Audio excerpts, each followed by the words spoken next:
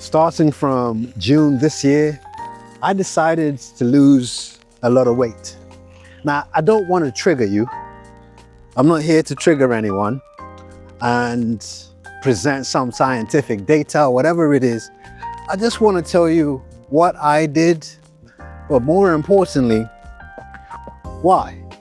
So I've got 4 reasons. And like the previous video, we're just going to talk. It's all going to be done in one take.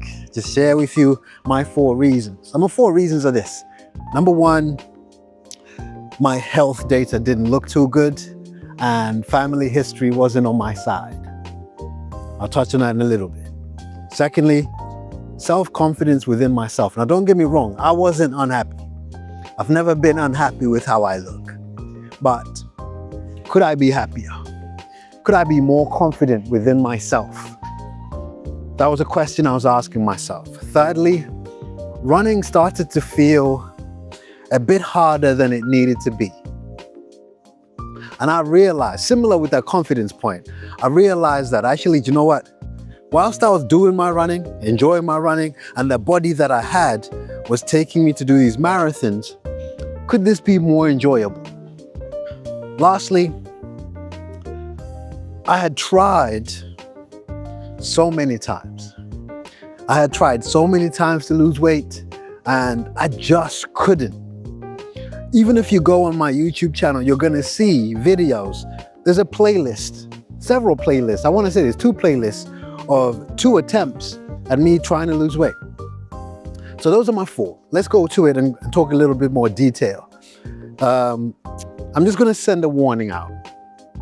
You might disagree with some of the things I'm about to say, and that's okay. I don't mind you disagreeing, as long as you respect that this is not only an opinion, but this truly is my felt experience. YouTube is an open place, and I share things openly, and also invite you guys to share your opinions openly, so I don't mind that.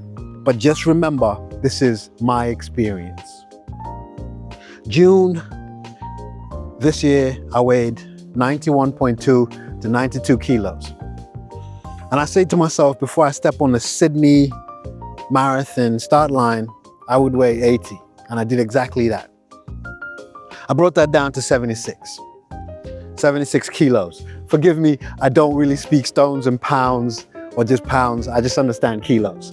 Anyway, so got to 76. I'm currently at 80. Intentionally so. I've told myself I'm gonna bring that back down. And this is probably the most weight I'm gonna lose and where I'm gonna stay for Tokyo Marathon. For Tokyo Marathon, I intend to be at around 70 kilos, 72 kilos, around there. That's where I wanna be.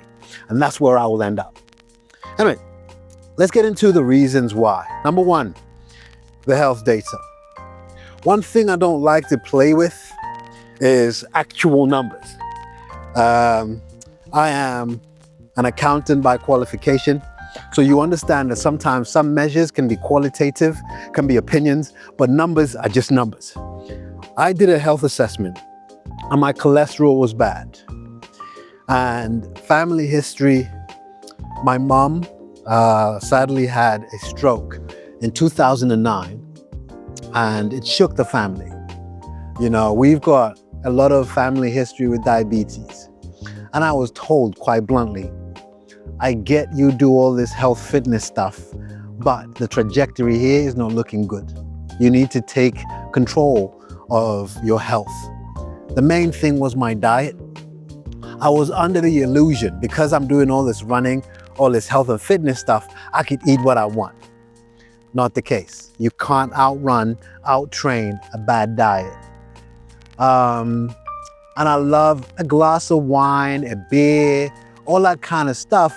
I don't think I overly drink, but sometimes it's just part of lifestyle, you know? So I then needed to take that into consideration. Now, I'm not ever a person to body shame anyone. I'm not someone that's gonna go, oh, you need to have a 6-pack, you need to look, never been my thing. But there are some things that I think are just basic. If your veins are supposed to have a path for blood to go through and you're clogging those up, that's no longer a thing of body shaming. That's just an unhealthy thing to have. If you're putting things in your lungs that they can't fully function, that's no longer a letting you be you thing.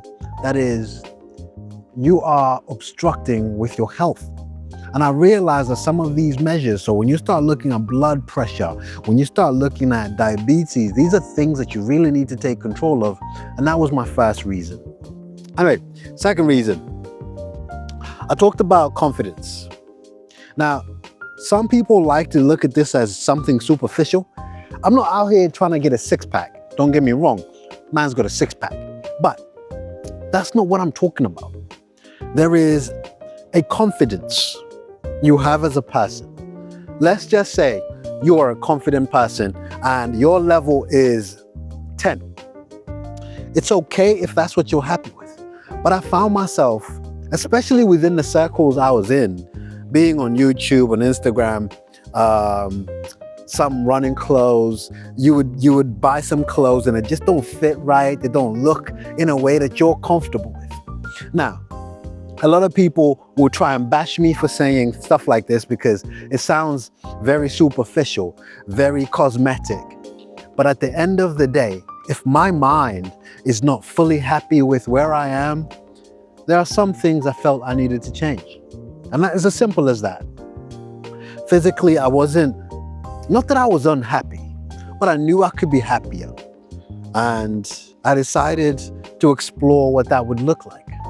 And so I got running, took control of my diet. That was my biggest downfall, and got into the gym.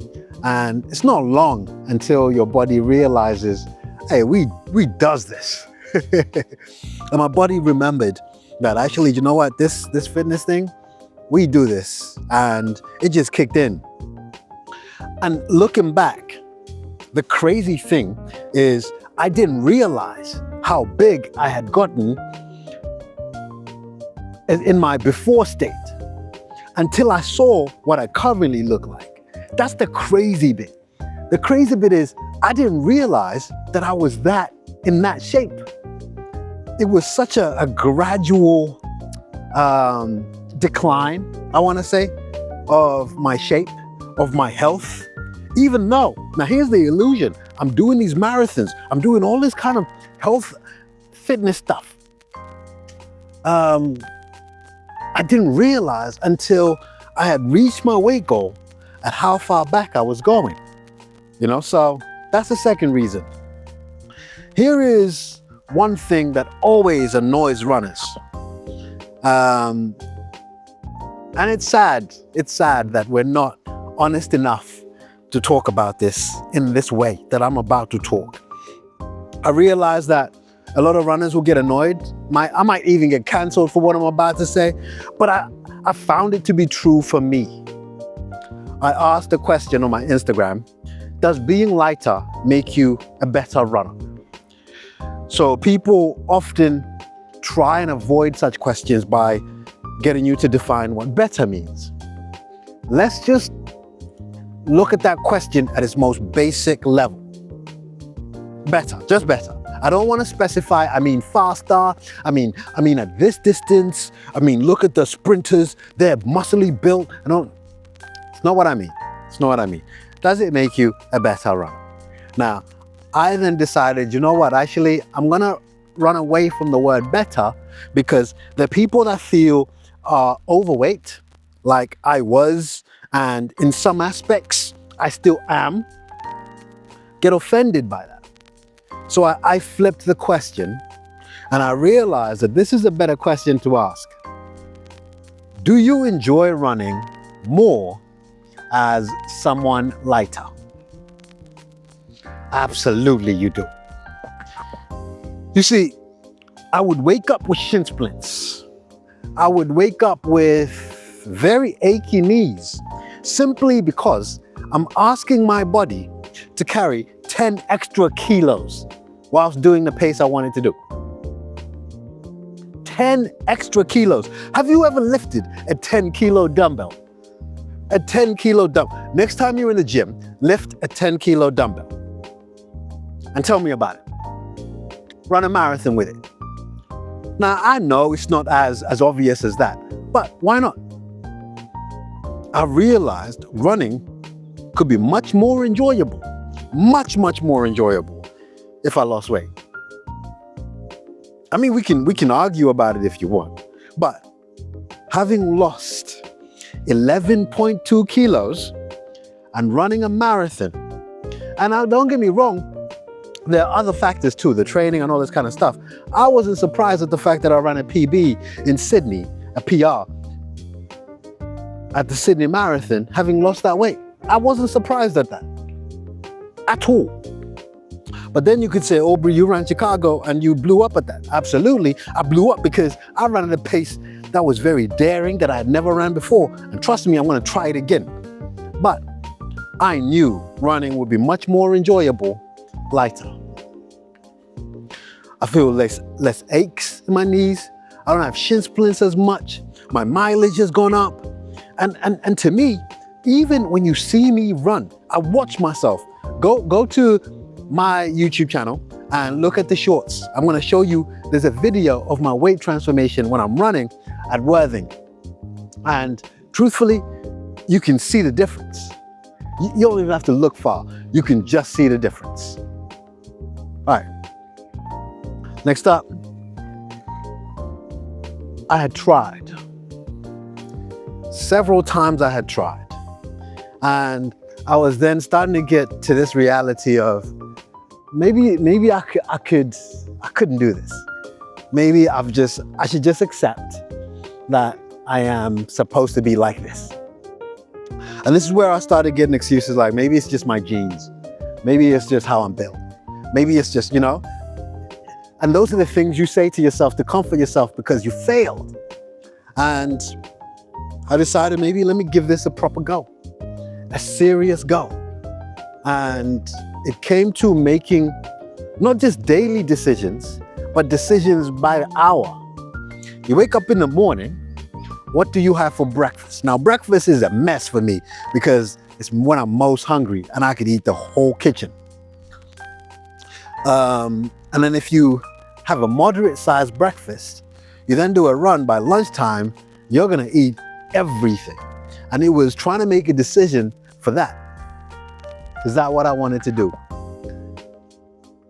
But with grit, commitment, more importantly, seeing results, my commitment to this goal just went up and up. And I decided that's what I was gonna do. Those are my 4 reasons. Now, sitting above all of that is family. Family. I want to be around, and you guys might see this as, because I'm a runner with a running channel. I want to tell you, man, running is an incredibly small part of my life. Incredibly small. I know that this is how you know me. You guys know me as Aubrey from the YouTube channel, bigger than running marathons, all this kind of stuff. But I want to assure you that running is an insignificantly small part of my life. Some of the things that I do running for are actually bigger than the running. So for example, getting to see the world. The only way I've managed to see some of the countries I've seen, the continents I've seen, is because of this running, not the running itself. So when people say, oh, he's just a content creator, he's just an influencer, all this kind of, call me what you like. Whilst running is significant, there are much more important things, and one of those things is family. That I'll never deny. So, whatever your reasons are, I wish you the best. I genuinely wish you the best, and I hope you will lock in and achieve what you set out to do, because it's truly worth it. I'll see you in a bit.